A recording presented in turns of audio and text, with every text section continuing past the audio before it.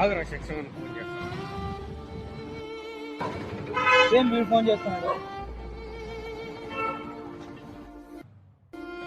ఏ శిక్ష ఏడున్నారా నువ్వు?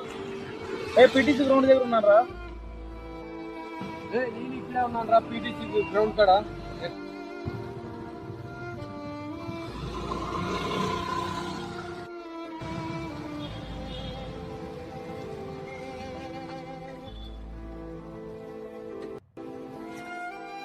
ఎందుకు అంత అర్జెంట్ ఫోన్ చేసి ఇచ్చినావు?